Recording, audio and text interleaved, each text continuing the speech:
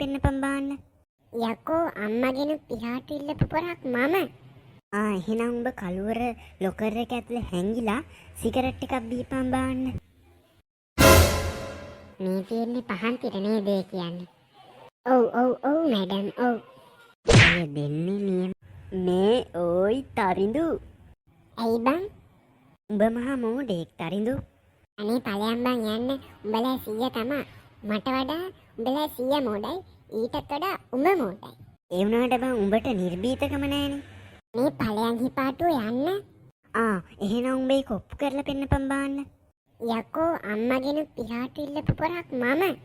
එහෙනම් උඹ කළුවර ලොකර් එක ඇතුලේ හැංගිලා සිගරට් එකක් බීපන් බාන්න.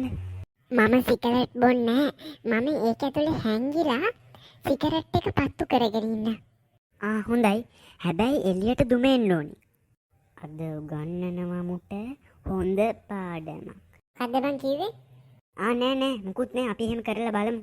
පනලතා මිස් තරිඳුගේ ලොකර් එක ඇතුලෙන් දුමක් එනවා. තොපිට ඉතින් මොකක් හරි නැත්තම් දුමක් හරි දාගන්න නැතුව ඉන්න බෑනේ. කෝ බලමු.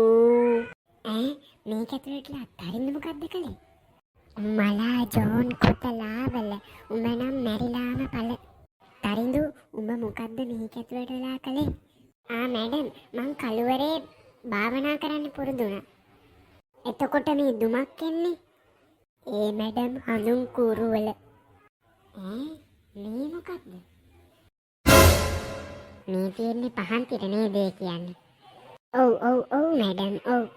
අය දෙන්නේ නියමට